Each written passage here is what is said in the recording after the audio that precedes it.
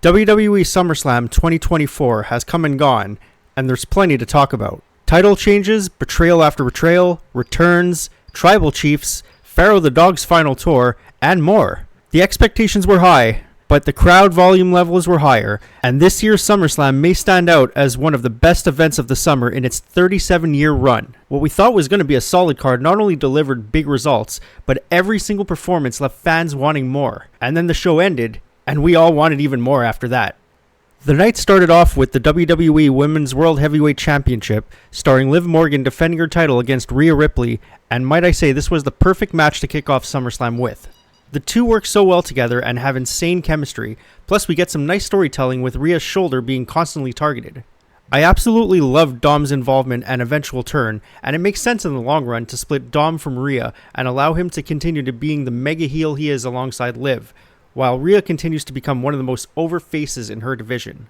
I thought the match was well paced, the finish was effective and made sense, and we get a new development in the heated rivalry between Rhea and Liv. This match gets an absolute 2 thumbs up for me, and we're not nearly done with the story just yet.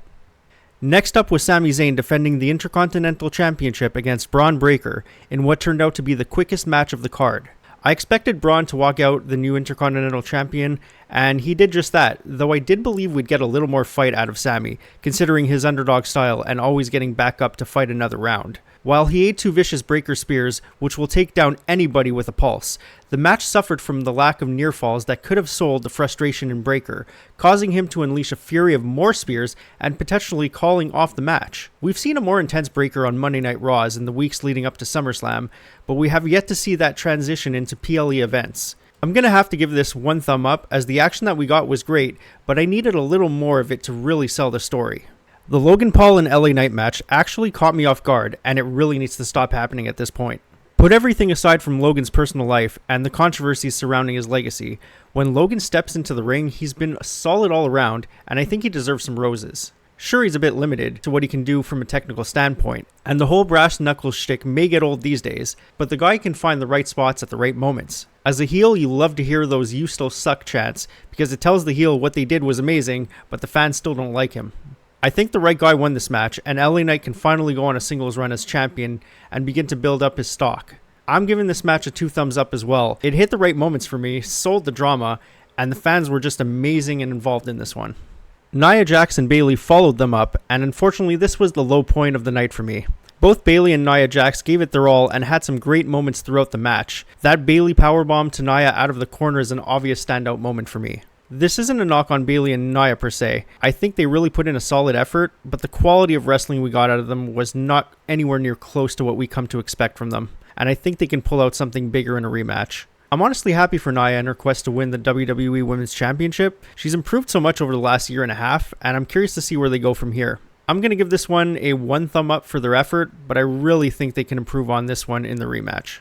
Hey there, this is Sean from Sean Talks Wrestling, thanking you for a wonderful launch to this channel. If you like this video, please consider giving it a like. And if you really like this style of content, consider hitting that subscribe button and click the bell to get notified whenever a new video goes up. I'll be releasing more content in the upcoming weeks, and I'm always open to feedback and suggestions on what you'd like to see me cover.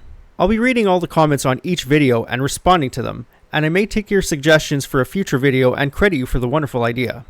Now, let's get back to the video. Ladies and gentlemen, CM Punk is back in a WWE wrestling ring for one-on-one action, and I think it's safe to say he's put his doubters to rest. Punk and Drew McIntyre finally taped their fists and started swinging, and this turned out to be my favorite match of the night. Seth was great as the special referee, maintaining the rules when he pleased, and sometimes looking the other way for some outside shenanigans. I love the throwback to SummerSlam 1997, especially with Punk's pink attire, which was a tribute to Bret Hart, and the 3 teasing the chair shot spot that led to the finish in 97. The story is nowhere near done, that's for sure, and Drew picking up the win makes perfect sense after being screwed over multiple times in the last couple of months. We're going to get a lot more from these two, and possibly Seth as well, and this is a net positive for WWE fans. This one obviously gets a 2 thumbs up for me, and I think it was by far the best match of the night. It's been a little over 2 years since Gunther made his main roster debut on SmackDown. After 4 months of no gold and a King of the Ring crown, Gunther is a champion once again. All the kudos in the world to Damian Priest for his run and a very physical match with Gunther. I think fans were pretty alive for how much these two were beating the hell out of one another, and I think the over-under for chops was set at 15 and might have been shattered in the first 5 minutes. I actually called the Balor betrayal right before the match when he said, "I'm sorry too," to Damian backstage. Something felt off about that, and I knew it wasn't going to lead to anything good. I guess this means the Judgment Day is no more, and both Rhea and Damian have had their hearts broken and their championship aspirations dashed. This one's going to get a 2 thumbs up for me. I think both Gunther and Damian exceeded expectations, and this match is definitely worth a rewatch. For what it's worth, I like Solo Sikoa. I'm not buying into the no aura allegations, and no, I won't be taking any questions on the matter. His presentation is solid, and I think he's quickly learning how to interact more with the audience and get them to hate him. I didn't think he was out of place during this match, and he put on a heck of a performance with Cody. Like the Bloodline Rules main event at WrestleMania 40, this one didn't really pick up in terms of violence and mayhem until the second half, when Tama Tonga and Tonga Loa came out to attack Cody, only for Randy Orton and Kevin Owens to return and even the odds. I absolutely love Jacob Fatu's involvement, and please God, let that injury he suffered be as short term as possible, and he has a speedy recovery. The moment we've all been waiting for happened, with Roman Reigns returning and hitting a Superman punch and spear to Solo, leading to a Cody Rhodes win. I'm giving this match as a whole a single thumbs up, though the Roman Reigns return alone gets 2 thumbs up for me. And with that, that's SummerSlam 2024 in a nutshell, and there's plenty of questions to come out of this PLE, my god. First, what does Rhea do to Dominic Mysterio when she gets her hands on him? And equally so, what does Damian do with Finn? Are we going to get some pushback from Logan since he had his foot under the rope? I know I'm not the only one that caught that. And what does Tiffany Stratton do now that her friend is the champion? Who's going to be Braun Breaker's next challenger? Is Jacob Fatu's injury bad enough to force him to relinquish the tag team titles? Or do they go with the Freebird rule and give his title to Tonga Loa or Solo Sikoa?